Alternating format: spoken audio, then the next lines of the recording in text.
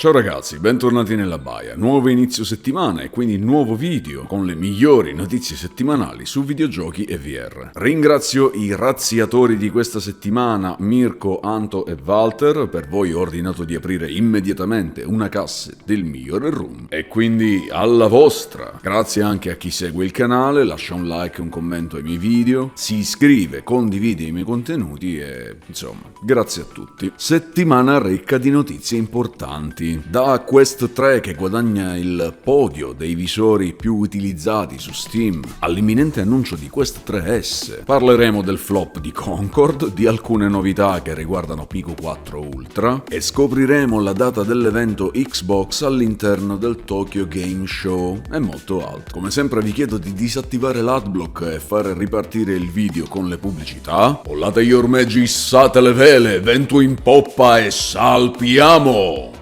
I primi posti della classifica Steam dei visori VR più utilizzati sono sempre stati occupati dagli stessi dispositivi. Si sono sempre alternati i vari Rift S, i Quest, ma c'è sempre stata una costante che ha sempre occupato i primi posti e in ogni caso non ha mai ceduto il secondo posto a nessun altro, e sto parlando di Valve Index. La scorsa settimana però è stato spodestato da Quest 3, che grazie a un aumento dell'1,45% ha superato Index guadagnando il secondo posto col 17%, mentre Index scende al 15,26%. Questo dovrebbe anche far capire quanto è ancora valido il Valve Index, che dopo tanti anni dalla sua uscita è ancora tra i visori VR più utilizzati su Steam, nonostante nel frattempo siano stati messi in commercio visori di nuova generazione. Il secondo posto resta a Quest 2, utilizzato dal 38,33%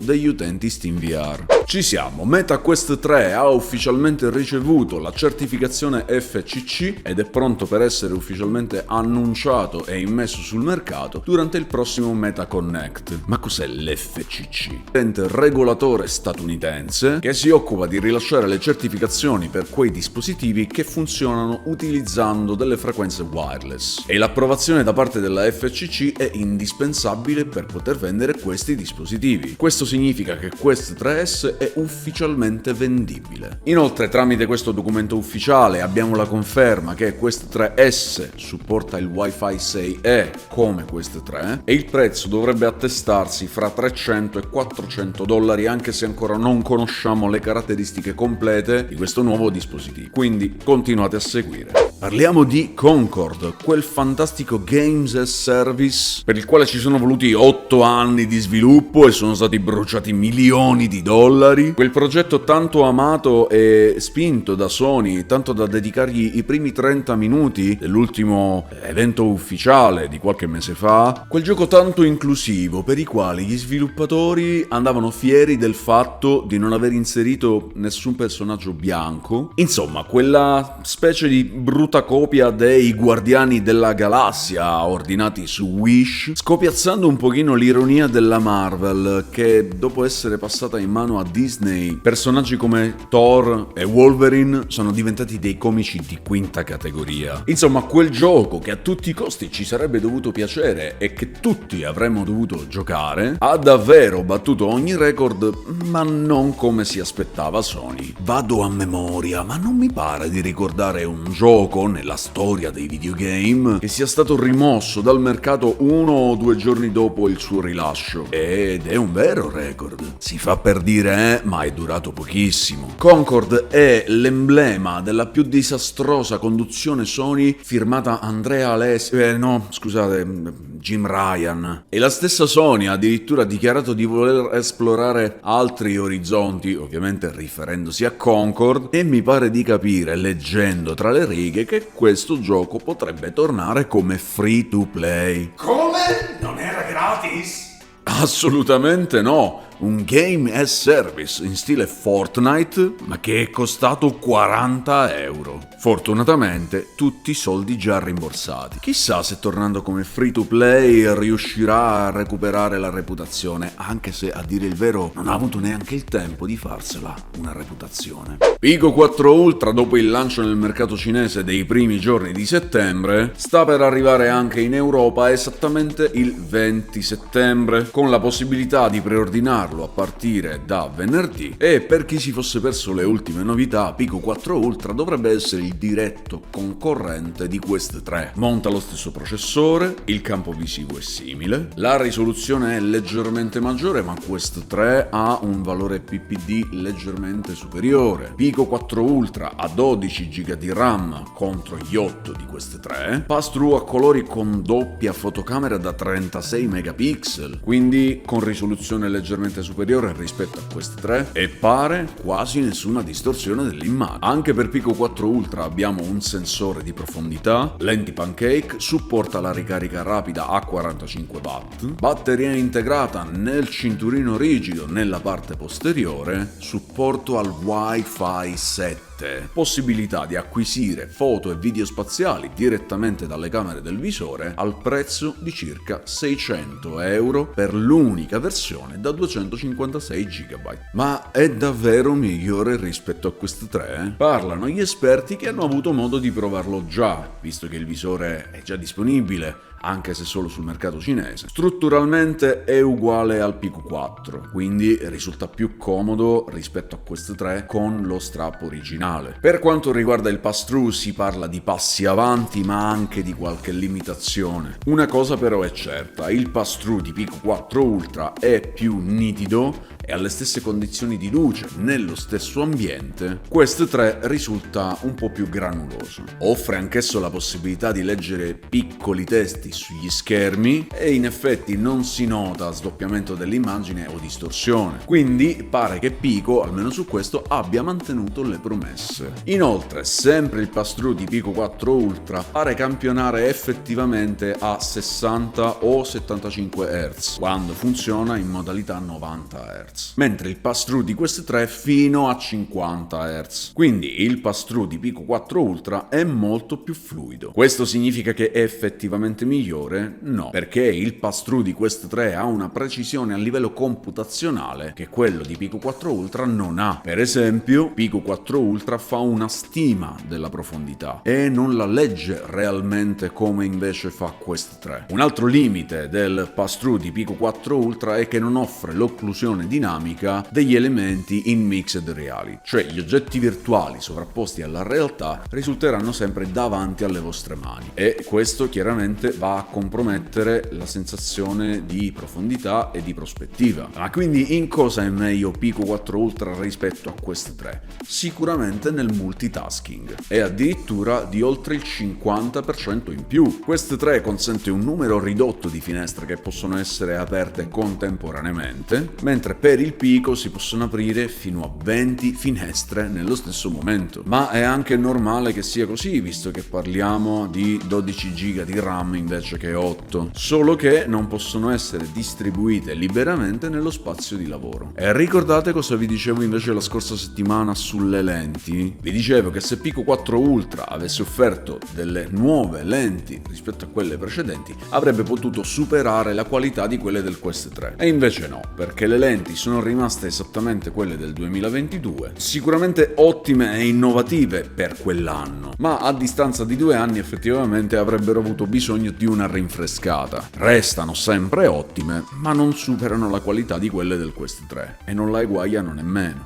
Ma qual è la vera novità introdotta con Pico 4 Ultra, tanto attesa già all'uscita di Pico 4? I Motion Tracker, che alla loro uscita sono già compatibili con una serie di giochi e app, tra cui Blade and Sorcery, VR Chat, Drunken Bar Fight e altri. Ma di cosa si tratta? Sono dei sensori di movimento che potete allacciare alle vostre gambe grazie a delle bande elastiche e quindi consentono il riconoscimento delle vostre gambe reali all'interno delle applicazioni e dei giochi. L'utilizzo di questi tracker è molto semplice, basta applicarli alle vostre gambe, avviare la calibrazione, seguire la procedura guidata per il riconoscimento e in pochi secondi sono già pronti all'uso. E la cosa fantastica è che hanno un costo di circa 90 euro, quindi stiamo parlando di una spesa assolutamente fattibile. Tra le altre applicazioni compatibili ci sono anche Racquet Club, Les Mills Dance, All-in-One Sport e poche altre, ma ByteDance ha già dichiarato che 13 app sono state commissionate per l'aggiunta della compatibilità. Ora, sebbene questi traccianti verrebbero principalmente utilizzati per il tracciamento delle gambe, c'è una cosa fantastica che possono fare, ossia tracciare gli oggetti. Per farvela breve, basterebbe allacciare uno di questi traccianti all'estremità di un bastone per farlo riconoscere come una racchetta o una mazza da golf o una spada, oppure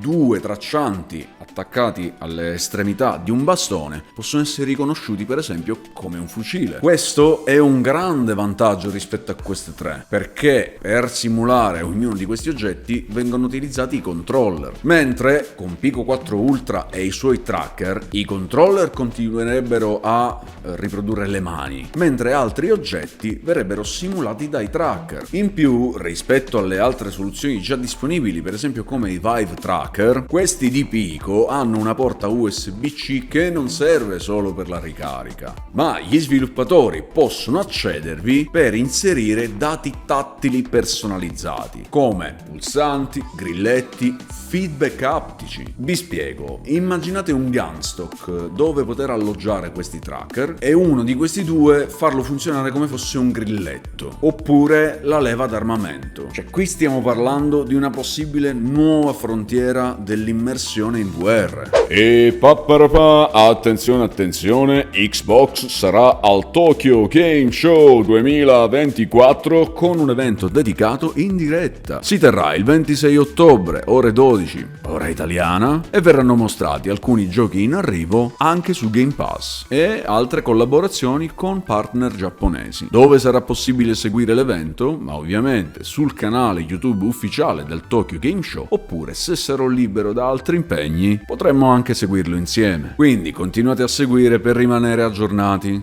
Aquarius, sono diventato pazzo? No, perché questo è il nome del nuovo aggiornamento di No Man's Sky, che tra le nuove funzionalità aggiunge la possibilità di andare a la possibilità di andare a pesca. Si aggiunge così una nuova attività che offre un motivo in più ai giocatori per fare la spola tra i vari pianeti. Le specie da pescare sono varie e numerose e potrà capitare di tirare su strani pesci di piccole dimensioni e perfino grandi mammiferi acquatici. Ah, e ricordo che tutto questo e molto altro è già disponibile dal 4 settembre. E vi avevo detto che non avrei fatto la recensione su Hitman 3 VR Reloaded perché è un gioco talmente brutto che non vale la pena, e infatti non la farò. Ho già fatto una diretta, un gameplay dove vi mostro altri difetti del gioco e un gameplay della versione flat su Epic Store con il supporto VR ufficiale di IO Interactive. Ragazzi, c'è poco da dire, la versione Quest 3 offre la stessa esperienza che abbiamo fatto giocando al gioco flat con la mod ufficiale su PC, ma con una pessima grafica. E come vi spiego nel gameplay con la versione PC, a questo punto, se devo giocare una versione VR di merda, tanto vale mi gioco quella con la grafica migliore. Se dovessi dare un voto alla versione Quest 3, a voler essere buono non darei più di 2 o 3. Comparto grafico 0, meccaniche di gioco le stesse della mod del gioco flat, che se devo giocare sapendo che sto giocando una mod le posso anche accettare, ma se mi presenti un'esclusiva per Quest 3 non me lo puoi proporre il porting della mod, né tantomeno presentarmi un gioco graficamente orrendo come questo. Tanto ormai lo sappiamo che su Quest 3 si può andare oltre la grafica dal PlayStation 1, quindi non puoi giustificarmi un prodotto così scadente dicendo ma sta girando in standalone senza PC, ma proprio un cazzo, perché allora mi devi spiegare l'esistenza scorsa di giochi come Asgard Wrath 2, Assassin's Creed Nexus, Arizona Sunshine 2, Red Matter 2 e tanti altri. Anche quelli girano in standalone, anche quelli sono giochi grandi, complessi, con tanti personaggi a schermo e con spazi enormi, eppure non fanno cagare graficamente. Hanno meccaniche da gioco pensate per la VR, ci possiamo vedere interamente, abbiamo il nostro corpo, e fa anche da inventario, quindi tutto l'equipaggiamento ce l'abbiamo addosso, non devo aprire dei menu. Insomma, cari XR Games, non siete stati buoni neanche a fare un gioco first party? Perché diciamolo ragazzi, sto Zero Caliber e Zero Caliber 2, io non capisco perché siano sempre sulla bocca di tutti quando sono dei giochi orrendi, sia dal punto di vista grafico che per quanto riguarda le meccaniche di gioco e soprattutto maneggio delle armi. Quindi, se non sono stati capaci neanche per loro stessi, figuriamoci cosa avrebbero potuto fare per un altro sviluppatore. Cioè mi chiedo cosa avrà spinto IO Interactive a scegliere XR Games, uno sviluppatore che ha al suo attivo due giochi di merda, quando là fuori è pieno di sviluppatori in grado di creare dei veri gioielli. Immaginate cosa avrebbero potuto fare Fast Travel Games, Dreams, Vertigo Games. Ora mi è venuta nuovamente la voglia di giocare Hitman in VR, tanto che ho reinstallato la versione PC e me lo sto rigiocando con la mod VR ufficiale. Però a sto punto mi piacerebbe continuare a dare fiducia a IO Interactive, che non ha nessuna colpa per quanto riguarda questo fallimento totale che si chiama Hitman 3 VR Reloaded, e spero sinceramente che più in là possano riprovarci, stavolta magari affidandosi a uno sviluppatore capace. Voto per questo gioco semplicemente 0, ma perché non si può neanche definire un gioco VR, ma è un orribile porting della mod del gioco flat, pessimo sotto ogni aspetto. E infine, tada! Lo sapevate che è in sviluppo un gioco dedicato alla saga di A Quiet Place? Il gioco si chiama A Quiet Place Road Ahead e gli sviluppatori si stanno concentrando sulla creazione di un sistema audio senza precedenti. Ma perché proprio il sistema audio, direte voi? Ma perché le creature dalle quali dovremmo fuggire e nasconderci cacciano e ci cercano sfruttando il loro udito. Se non avete mai visto il film, A Quiet Place parla di queste creature arrivate dallo spazio che cacciano qualsiasi cosa faccia rumore per nutrirsene, un po' come i pipistrelli. Hanno un udito super sensibile e sono in grado di rilevare dei suoni a bassissima frequenza anche a una certa distanza, tanto che i protagonisti nei vari film si muovono scalzi e hanno imparato a comunicare utilizzando il linguaggio dei segni. The Road Ahead è il primo capitolo della saga che potrà essere giocato invece che visto e arriverà il 17 ottobre su PC, PlayStation 5 e Xbox Series X ed S al costo di €30. Il suono in questo gioco, come dicevo, avrà un ruolo importantissimo, tanto che gli sviluppatori parlano di meccanica del suono, rumori che si trasmettono attraverso i pavimenti, i muri. Un gioco sicuramente pensato per gli amanti della saga e per i survival horror basati sulla narrativa. Io ho visto tutti i capitoli della saga e sinceramente non ero neanche al corrente dell'arrivo di questo gioco e adesso infatti non vedo l'ora di giocarlo, ed è chiaro che dovete continuare a seguire per vederlo su questo canale. Molti di voi acefali invertebrati senza carapace guardano i miei video ma non sono iscritti al canale. A voi non costa nulla, ma fa una grossissima differenza per il canale, quindi iscrivetevi. In descrizione come sempre trovate link utili e vantaggiosi, link Amazon per l'acquisto di queste 3 e occhio alle truffe, link referral per ricevere €30 di credito all'attivazione del visore o è da utilizzare prima dell'attivazione e dopo avermi aggiunto su Meta come amico. Venite inoltre nel gruppo Telegram con la lista completa dei miei giochi Meta per acquistarli col 15% di sconto. Poi c'è il mio link Instant Gaming per acquistare chiavi di giochi anche di nuova uscita a prezzi scontatissimi. i miei link con codice sconto per l'acquisto di accessori VR di Kiwi Design, CyberVR, VR Cover, Aubica, AMVR. E se volete giocare in VR senza occhiali da vista, proteggendo le lenti del visore da graffi e polvere e i vostri occhi dalla luce blu, usate il mio link con codice sconto per acquistare un paio di lenti graduate VR Rock e liberarvi dei vostri occhiali, almeno mentre giocate in VR, oppure anche senza gradazione da utilizzare come lenti protettive. Grazie per essere rimasti a bordo fino alla fine del viaggio e aver visto il video per intero. Dal vostro capitano Ben è tutto, vi aspetto nella baia per una prossima avventura. Un saluto Marmaglia. Oh oh!